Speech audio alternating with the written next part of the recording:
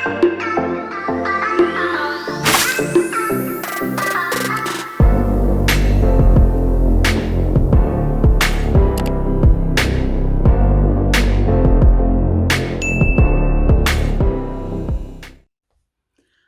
everybody, it's me Gemma, and this is a really pretty big unhaul.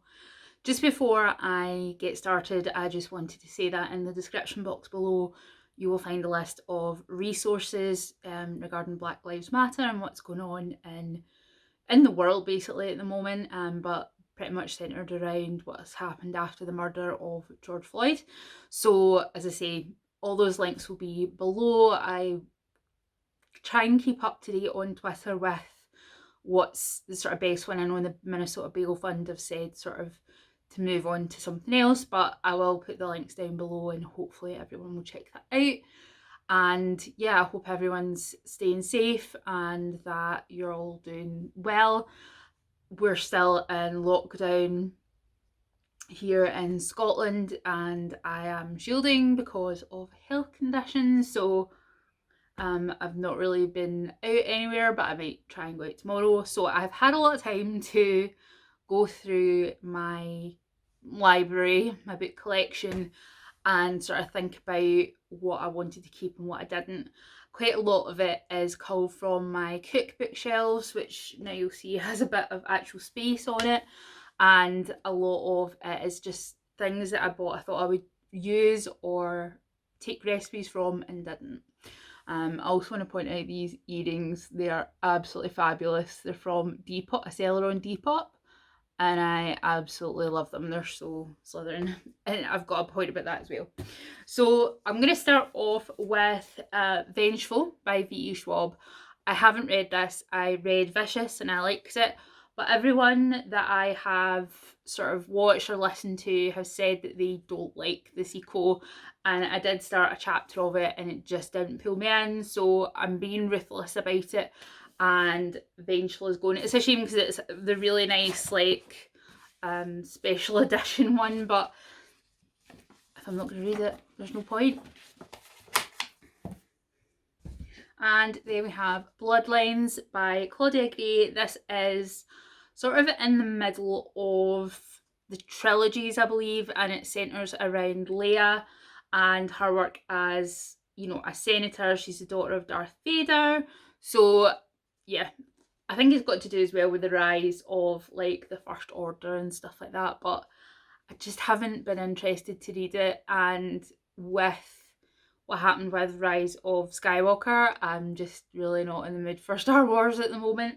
It's a total shame, but the ending of Rise of Skywalker put me off so much. Like the whole thing was just, it was like they made it for everyone but made it for no one at the same time, so I'm just a bit iffy on that at the moment. And here's one I have read. This is Empire of Sand by Tasha Suri. I really did enjoy this and I really liked the romance. It will be in my wrap up, I believe. Really great pairing. Did enjoy it, but I'm not going to read it again, so it might as well move on to someone else that will. And same applies to City of Ghosts, again by Victoria Schwab, and this one is set in Edinburgh. It's about a girl who can see ghosts, so that's pretty good. Again, I read that, can't remember whether I read it in April or May, but it'll be in one of my wrap-ups. And here we have The Rose and the Dagger by Renee Adier. This is a sequel to The Wrath and the Dawn. I really loved The Wrath and the Dawn. I really loved Shazzy and Khalid as a romance. One of the very few sort of romance-centred books that I've enjoyed recently. But again, it's just hanging out on my shelf, doing nothing, and I think that if I'm not going to reread it, I should probably give it away, and someone else will be really happy to find it cheap. So now these next ones are probably going to surprise you, especially since I've got my big Slytherin earrings on it, but I am getting rid of my 20th anniversary editions of Harry Potter. These are the Slytherin editions and they are gorgeous and I do love them, but the fact is that I just can't justify buying these editions and keeping them on my shelves with the extreme sort of shit that's come out of J.K. Rowling's mouth over the past few years. Like, you know, the whole she's a TERF, basically. She's against trans people, and she has a lot of contact with people who are she's got a lot of contact with some people who are really hurtful and stir up a lot of crap for trans people. So I can't support J.K. Rowling, and she seems to tie herself in knots about things to do with the books. And like, I'll always have a special place in my heart for Harry Potter, but am I going to reread them? Probably not. Do I want to spend £12-15 each on editions when the profits are going to a woman who, for all I know, is funneling donations to like anti-trans groups? I can't support that. You know, in the same vein as it's not just enough to not be transphobic, you have to be actively anti-transphobia. That's the truth. You can't be neutral in these things, because you're then saying you're being neutral about someone's right to live, basically. So yeah, I'm getting rid of them. I won't be supporting J.K. Rowling anymore. My copies of Fantastic Beasts and everything are going as well. So, you know, she's not going to miss my money probably, but I'll at least sleep a little better at night. So, and then we have Deathless by Catherine M. Valenti. Now this one will be in my May wrap up. I really enjoyed it. It's based on Russian folk tales and a girl called Maria Marevna, and she is taken to be the bride of the Tsar of Life. It's really, if you liked what do you call it, Daughter of Smoke and Bone and things like that, I think you'd really like Deathless, because it's got that kind of really flowery fairy tale vibe to it, but it was grounded enough that I enjoyed it, because I'm not a big fan of that style. I didn't really enjoy Daughter of Smoke and Bone, so take that what you will, but as I say, I'll talk a bit more about it in my wrap up. And then I'm also getting rid of House of Salt and Sorrows by Erin A. Craig. Again, this was a pretty solid 3 stars for me. Absolutely nothing wrong with it. But, you know, am I going to read it again? No. And you're going to hear me say that phrase so many times. So many times throughout this video. But what can you do? Except get rid of books and drink wine. I should specify it's sangria, because that's the only wine I like. So then 2 non-fiction that I'm getting rid of. One is this Sumo or Shut Up and Move On, the Straight Talking Guide to Succeeding in Life by Paul McGee. Now, when I was first diagnosed with bipolar at the beginning of last year, someone I knew got in touch with me through Facebook and said that he was bipolar as well, and he'd found this book really, really helpful, and so I bought it because I really trust the guy's opinion. But unfortunately, it just wasn't for me. I don't think I'm at the point with my sort of way I'm going through life at the moment to take in something like this. It's really kind of businessy, self-help, you know, LinkedIn. So not really what I'm looking for at the moment. I'm still I'm getting like CBT and things like that at the moment, so just not something I'm interested in right now.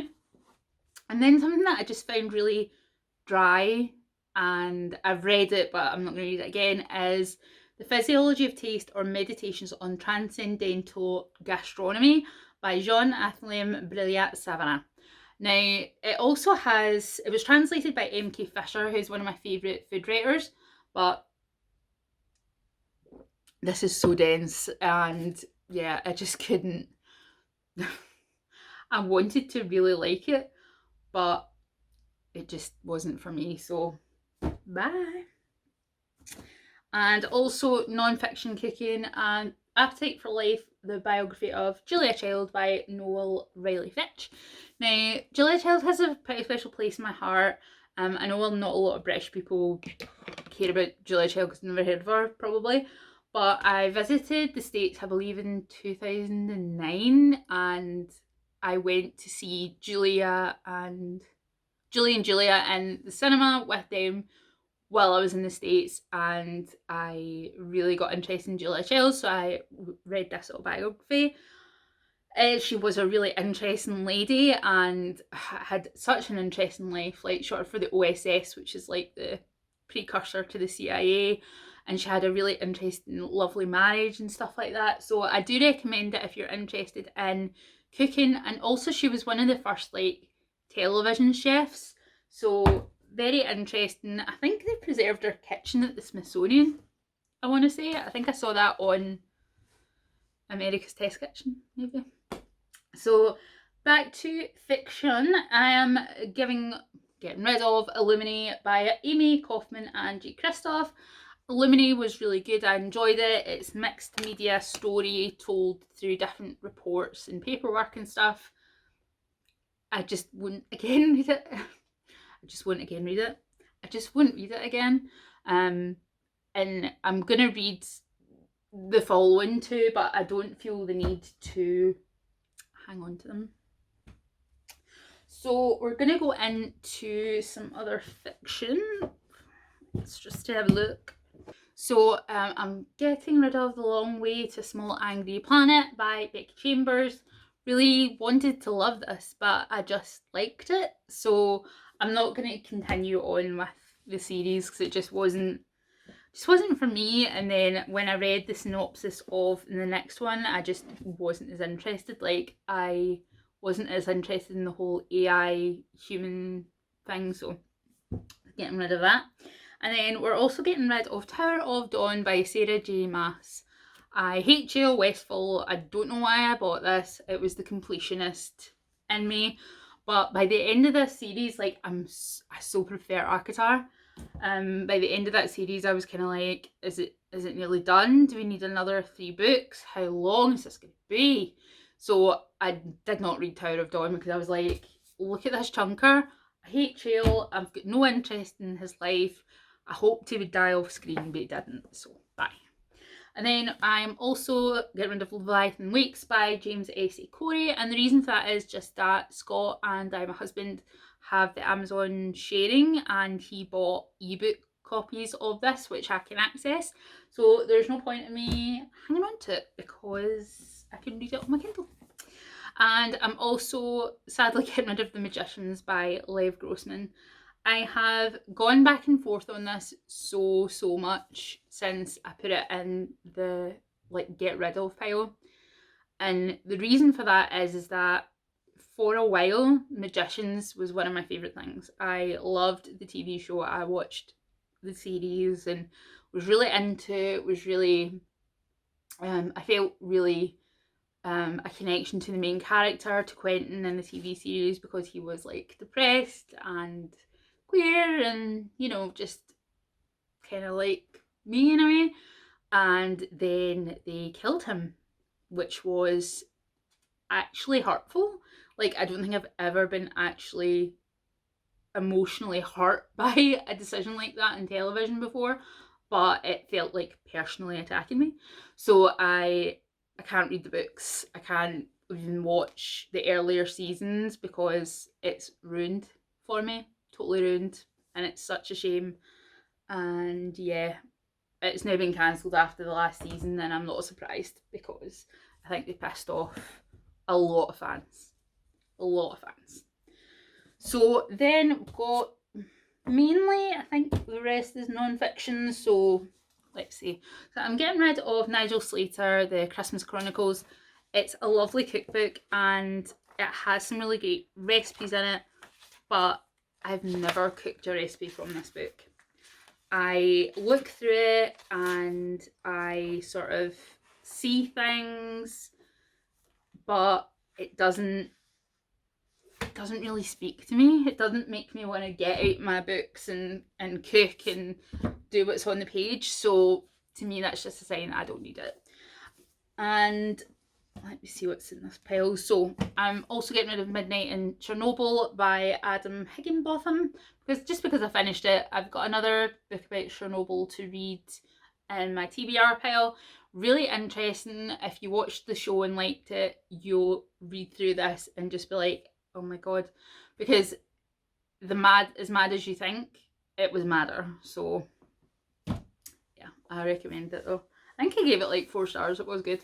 And then another cookbook that's going is Tasting Rome by Katie Parla and Christina Gill.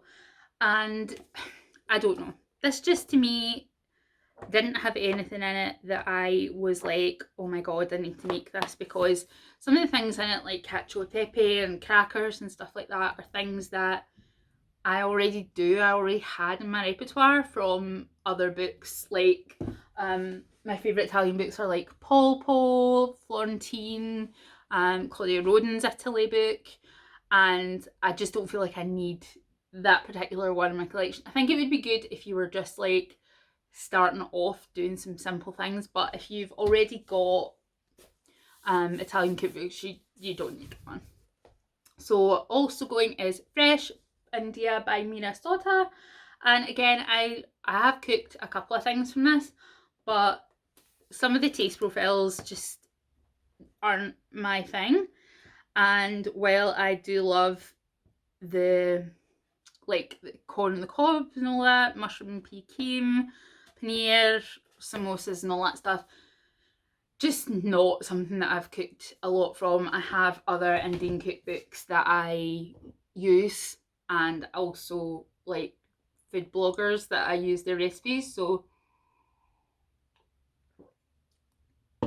I tend to just use them. And again, I'd rather someone else got copies of these cheaply that'll use them, because they're going to get sold on. I mean, I bought them full price, most of them, but they'll get sold on to people who will use them for like £2 or £3 a piece probably. So now this one is another Nigel Slater, and it is A Year of Good Eating: The Kitchen Diaries 3. I went through a phase of thinking that I was really gonna like get along with Nigel Slater's recipes, and that I was gonna be like cooking from the cupboard, and oh, you know, it appealed to like the sort of cottage core thing. But again, a lot of the recipes in here are like things that I would never really make. And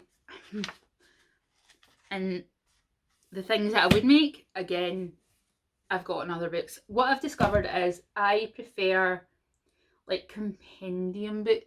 They're either really specific or really general. I don't know, doesn't make sense. But like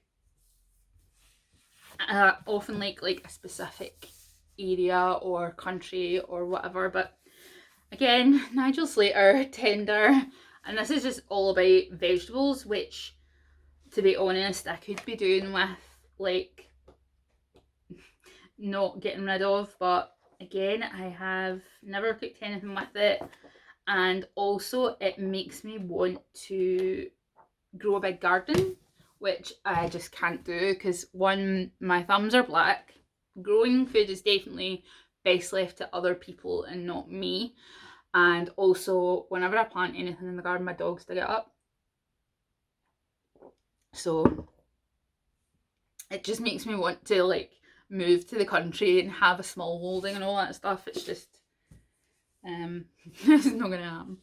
So then I have Pizarro, Seasonal Spanish Food by Jose Pizarro, and the reason I'm getting rid of this one is I have 2 or 3 other Spanish cookbooks that I do use. Barafina, Claudia Roden's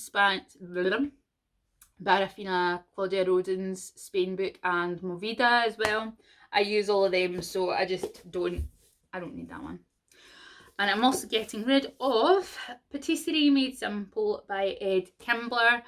And I like doing some patisserie. I do. I like to do like pastries, but I don't think I have the sort of delicate touch for a lot of patisserie. You know, it requires absolute precision, and I just don't always feel like doing that. So like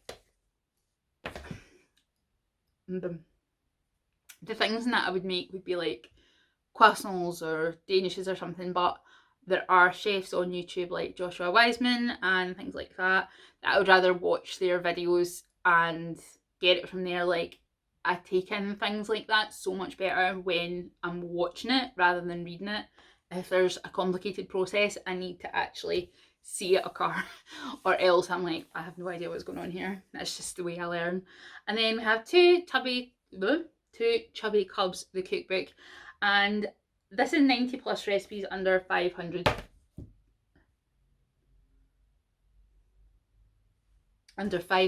calories. And while it's pretty good, I just don't feel like having diet that's nice. I unfortunately, and things like that can become a bit obsessive. It's why I don't do Slimming World or anything like that anymore, because I just obsess about it and then, you know, get really upset if things aren't going my way and stuff, and it's not good. So just practice moderation and sense and all that jazz. And in the same vein, I'm getting rid of my Pinch of Nom cookbook. Again, the thing is about that is that there's not a lot of things in there that I couldn't rustle up on my own. I don't necessarily need a recipe. Like, I definitely don't need a recipe for like shiksusa or salt and pepper tips or anything like that. Those are all things that I can cook off the cuff. I know how to make those things. So yeah, that's why it's going. And I might actually see if my mum wants the two chubby cubs one actually. And then I'm also getting rid of Universal: Our Journey Through the Cosmos by Brian Cox and Jeff Forshaw, because I thought that I would read it, and I never have, because I would rather, again, when things are complicated, I would rather listen sometimes than read if I'm learning. So I'd rather watch Brian Cox lecture on things like that, because then I will actually retain the information. Whereas if I read it, I'd be like 10 minutes, I don't have a clue what's going on. So I'm also getting rid of Shadows Between Us by Trisha Levenseller, and this is a really recent one. I read it, it's really small, it took me a couple of hours. It was pretty good. It's a very Slytherin romance. Both the main characters are really bad people.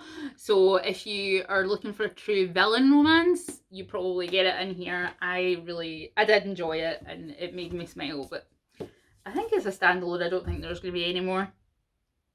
So then I'm also getting rid of Morbid Curiosities, Collections of the Uncommon and Bizarre by Paul Gambino. I spoke a bit about this in my wrap up, I think, for last month, I want to say. And I spoke in that video about why some of these collections make me uncomfortable, because I have come to realise I don't agree with the holding of human remains in private collections. And I know that's maybe not going to be a popular opinion in certain circles, but I don't see any reason why people should have skeletons and things like that in their home or their personal collections, because, you know, in a museum at least there is like historic and scientific reasons for keeping things like that in a collection and preserving them and all that sort of stuff. And if they're in museum collections as well, there are channels to return the human remains if they are, you know, like Native American or Polynesian, something like that, and people want them returned, then in that case they can be, and it's all above, well, above board now. Maybe wasn't when they were originally obtained, but I don't agree with holding human remains in private collections, and I just don't need that book anymore. It was a bit of a morbid curiosity, to say the least, but yeah, I don't want it anymore. So also here we have Elizabeth David Classics. This is 3 books in one: Mediterranean food, French country cooking and summer cooking.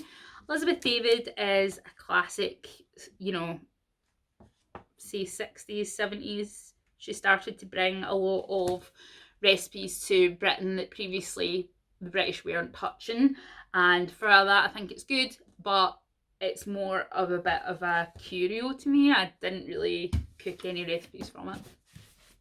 I'm also getting rid of Mastering the Art of French Cooking by Julia Child, Louisette Bertol and Simone Beck. I've never used it, and I won't use it because I don't really cook French food.